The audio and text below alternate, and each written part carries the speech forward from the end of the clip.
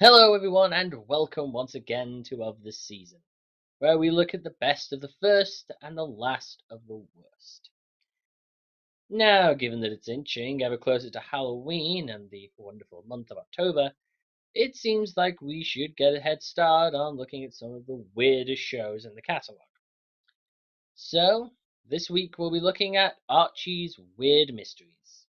But I hear you asking me, what the hell is Archie? Well, Archie was and still is a comic series focused upon the titular Archie Andrews and his life in the little town of Riverdale, a town so quaint you'd think it was populated with clones of Ned Flanders. A town where the problems never quite raise above who someone will take to the prom or the new hamburger chain that's going to run Pops out of business. Oh, and the couple of times a masked murderous priest and Mary Shelley Lovecraft attacked them. What can I say? I love the classics. Now, this isn't the first time Archie has been animated, but it's certainly the first time a somewhat interesting spin has been put upon the premise. Though the Archie comics do tie in with the Sabrina series, so it's not too strange to see some supernatural elements running about. But let's just see what Archie's Weird Mysteries is really like. Attack of the Killer Spuds! Something is taking over Riverdale, one teenager at a time, and it's turning them into zombies! Can Archie save his friends from this ghastly doom? Attack of the Killer Spuds! I'm guessing that this whole thing was before people continuously complained about spoilers. Because, who'd actually want to be surprised and intrigued by a show? No, it's much better to tell us completely what's going on, in case we can't understand such complex plotlines. What's that sound? Archie's here. What is going on in this town? Archie's here. Who is gonna crack the case? Archie's here. I don't think you've said the title enough. It's not quite been drilled into my head yet. I'll give this intro some credit. It is catchy, if a little annoying at the same time. The idea of splitting up the title with different effects of human, ghost, and robot links with the show's themes, and it doesn't go on too long that you won't be able to put up with it. But at the same time, it feels like it's all chorus and no verse. It's not quite as creative as other shows of its genre, like say Martin Mystery, which came out a few years after this show.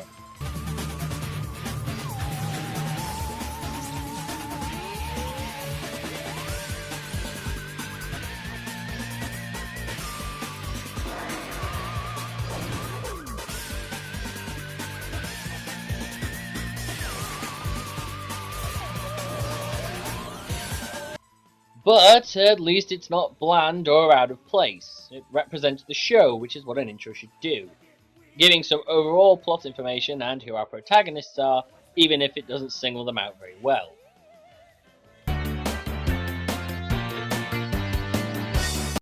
I understood that reference.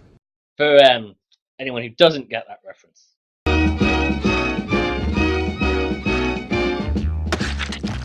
Attack of the Killer Tomatoes! Attack of the Killer Tomatoes! They'll beat you, bash you, squish you, mash you, chew you up for brunch, and finish you off for dinner or lunch.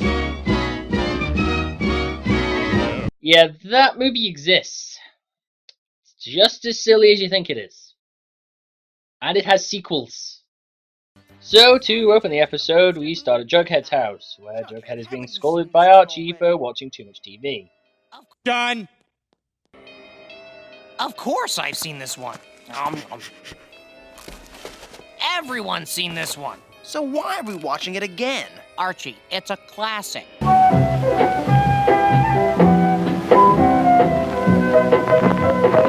A classic dud? Come on, Jughead, it's a great day outside. Let's bust out the bikes and go for a ride. Shh, here comes the bit where she finds out her best friend is a mindless zombie. Sheesh, I know how she feels.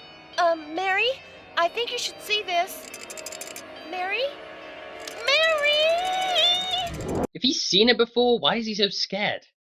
The next day, Jughead gets Archie to drive him to the TV station, having won a contest the previous night. That's when the lady from the station comes on and says, "We've got a prize for the first person who can call in and name all the movies in today's marathon." That's not really that difficult. All you'd need is a TV guide. You've got to be kidding! A potato? What kind of lousy prize is a potato? Why, it's a lucky potato for a lucky couch potato. No, I'm pretty sure I've just been insulted. Ah! Hell was that? The Earthling promised one of them some sort of prize. I knew you'd like that, Master. I knew you'd like that a lot. When did Microsoft Sam get into voice acting? Ed, you can't just sit in front of that TV all your life. Yep! Big game tonight. Riverdale versus Springfield. Springfield? Hey, gonna win some this season? Gonna try. Nah, couldn't be. Although given recent episodes, it wouldn't be a stretch. Look, watching a little TV is one thing, but it's not too cool when it keeps you from having a real life. Hey, I watch loads of TV and I still hang out with my friends. I mean, I just saw them last week? Month? Year? Later that night, however, something strange that has already been spoiled for us all begins to happen. Oh, Alex, I'm so glad you're here. Huh? What's wrong? Huh? What the? Let go! Wait a minute, did you just do what I think you did? Play those clips again. Huh? What the? Let go! You cheap sons of bitches, you just replayed the same clip. What did that add? All of 3 seconds? You know, there's a few things I can't stand in animation, and reusing the same scenes is one of them. Especially that close together. Unfortunately, Jughead gets taken over by the potato and turns into a mindless zombie. Don't say that. What? That? What? That? The Z word. Don't say it. Why not? Because it's ridiculous. All right. Of course, and say it with me, does anybody notice the difference? Yeah! Keep telling you, cut that out! The next day, Archie and Betty go to Pop's diner, only to discover Jughead is acting strangely. Jughead? Greetings, fellow eco-warrior. I am Arboreus, the leader of this team of environmental soldiers. I was born a tree trapped in a man's body, but I'm fixing that. I've already had the chlorophyll injections, and I found a surgeon in Sweden who's agreed to replace my testes with acorns. Archie questions Jughead, putting his weird behaviour down to staying up all night. Which is, I'll admit, a rather intelligent thought. Unlike another show I know. What do you think? A simple short circuit. Too many appliances plugged in at the same time. Yeah, still not over that. I'll tell ya, Pop makes the best French fries in town. Huh? This blouse came from Paris! The fries are good, but they're not that good. Oh, I'd never eat French fried potatoes. No one ever should. Huh? Did our Jughead just say he'd never eat French fries? So, no one finds it strange that he doesn't want to eat something that, alongside hamburgers, is his favourite food. Of course, you wouldn't know any of this unless you've read the original comics, which means that this is kind of like Wolverine and the X-Men. But this show does have a reason why it won't give you any information on these characters. There's not much to give. Nice guy, comic relief, nerd, nice girl, bitchy girl. Say, Arch, you can make it one of your stories. The weird mystery of Jughead's bogus brain. He's an asshole. Jughead continues acting a few leaves short of a full tree, handing out potatoes for everyone. First from his bag and then from the pot he was in. That is now strangely full of them instead of the mud it had side originally. Continuity? What's that? Later on, Archie and Betty are having a date, where both of them act as awkward as the other.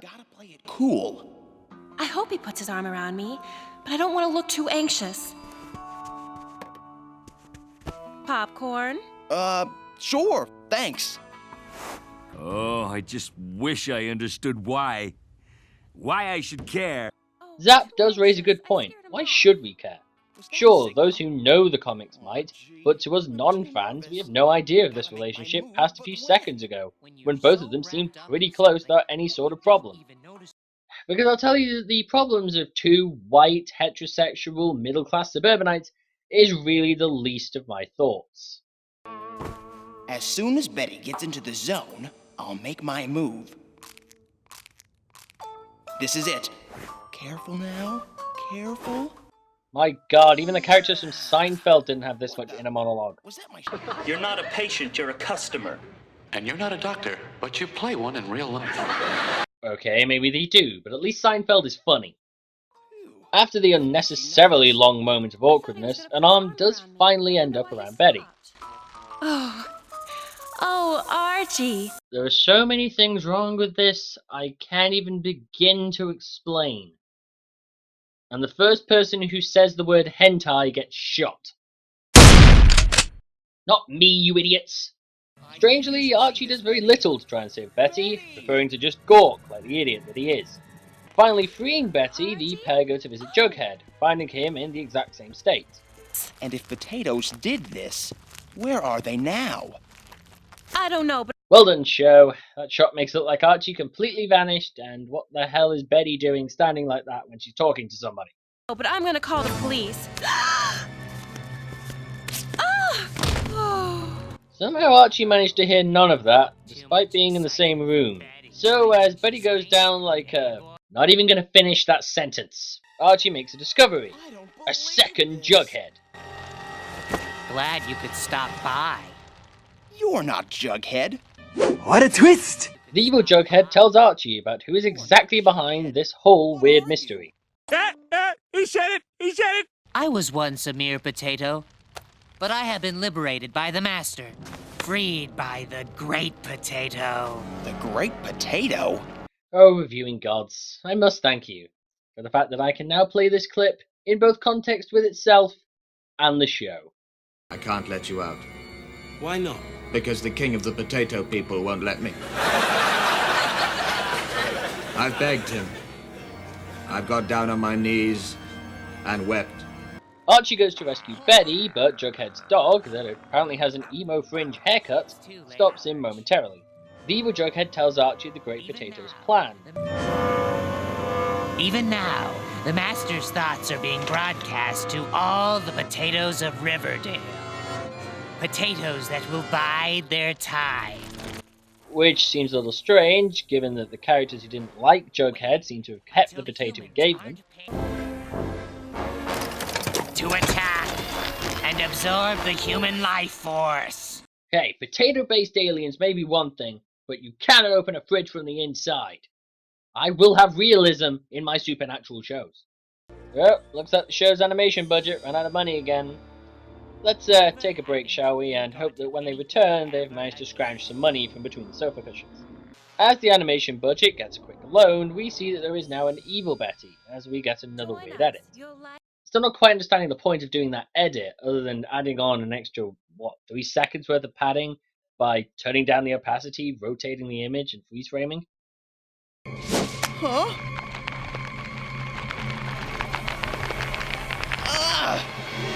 Suddenly Archie not saving Betty straight away makes a lot of sense, as he's apparently on the drug from Dread that makes everything around you super slow. Whoa! Oh no, you don't! Whoa! Whoa! Take that! Ha! Hey, I gave you that loan to finish the episode, not to make weird faces. Arch, it's a pull door. He's getting away. I know you're a mindless zombie and all, but please, just a little emotion. Fleeing into Riverdale, Archie goes to Pop's diner. Listen, everyone! We've got to hide from the potatoes!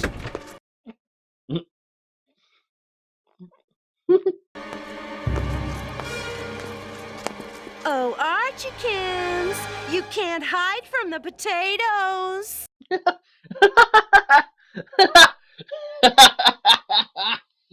Quick, put something really dull on. I'm gonna die laughing.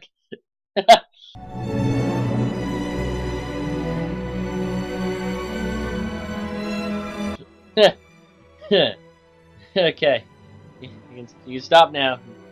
Too much of that, Arnold. He'll end up killing me. Archie flees in his car, suddenly finding that Dilton is in the back seat.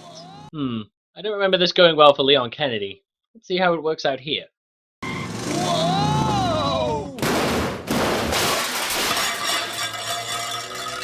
Somehow, neither Archie or Dilton are hurt, which seems odd since Dilton wasn't wearing a seatbelt and should have been thrown clear.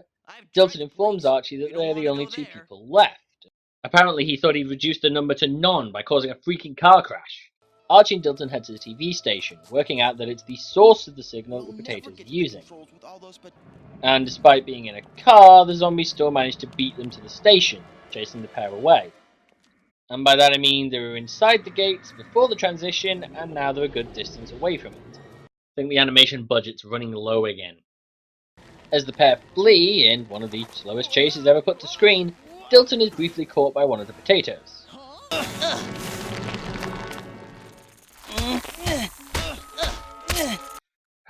You know, I'll admit that sometimes repeated animation is useful.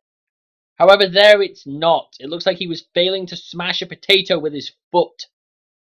Archie and Dilton climb the radio tower, though Dilton gets caught and is strangely force-fed a potato compared to how all the others were captured.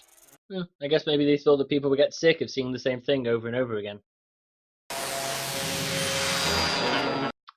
Or maybe not. Archie manages to reach the radio tower controls. Cutting the signal, Archie makes all the zombies disappear and frees the people of Riverdale. All 7 of them. Unfortunately, things are not over yet, as the Great Potato appears in what looks like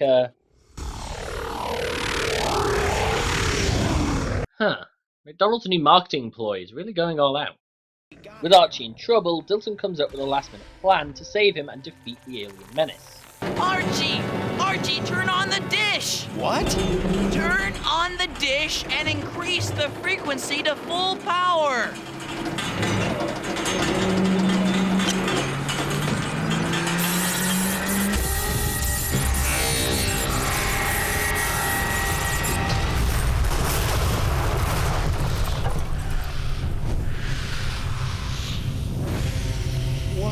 What happened? When you increase the frequency, you change that giant microwave transmitter into a giant microwave oven. Okay, how far down into basic science should we go? You people surely understand that microwave heat energy is entirely different to microwave radio signals. Changing the frequency would not make it do that. Because if it was able to do that, I'd cook my mini pizzas by listening to BBC Radio 2. Despite everything, the dish does destroy the ship, meaning that Archie has possibly just committed murder of a sentient species. As the episode ends, we get a heavy-handed moral message about watching too much TV, telling us to go out and enjoy everything life has to offer. But hell, I've got a girlfriend and I watch TV all the time. I mean, just look at the messages she sends me. Where are you? What are you doing? Where have you been for the last year? I'm leaving you. See? Wait, what? Finally, Archie ends with what I can only call a Twilight Zone light outro. And for the nation's big produce suppliers, one weird mystery still remains. Why no one orders potatoes anymore in a little town called Riverdale. Take one-time big comic with animation dreams. Mix in a poor plotline, cardboard cutout characters, and some questionable science, and you get a show that's only fit for making fun of in a web show, run by a guy who doesn't know the difference between Limp Bizkit and Linkin Park. So this episode, what's the verdict? Well, past the thin groundwork of characters who you can't do much with anyway, the strange choices taken by the editors and animators, as well as the weird science, this show isn't too bad. While I may have harassed Wolverine for similar things, this show isn't one I expect development from, and it's episodic instead of story-driven, so if things don't really connect or make sense, it's not a problem. However, the show has one weak point, and I can't believe I'm going to say this. It doesn't use exposition enough. Hear me out. A lot of the show's problems is that the mysteries have little to them. And just with this episode, it ends up raising a lot of questions and answering none of them. What was the Great Potato? Is it an alien? And if so, why does it look like a potato? If it is an alien, why does it refer to itself as something from Earth? Where did it come from? Why did it come to Earth? Why is its plan just to replace all of mankind? Do its powers work on ordinary potatoes or just the ones it gives out? Does it seem like it needed to spread them around to take over? Why did it not use something like Pops to give out potatoes where it would be less suspicious, as it seemed to understand Earth culture enough to know what a couch potato was? And this happens with other episodes as well. Things that might be more important or add more gravitas to the story are glossed over or not gone into enough detail to really make it seem believable. But we'll come back to this show another time, either with an end of the season or with an extra. Especially given that I think I could get an episode out of each episode of this show. But until then, all I can say is I've been... Tyas, got a problem. What is it? It's everybody else. Every other personality, they're all gone. Yes, I know. Right, and we've... Did you just say you already knew? Well, GC White. I've known for a while. Quite a while, actually. You.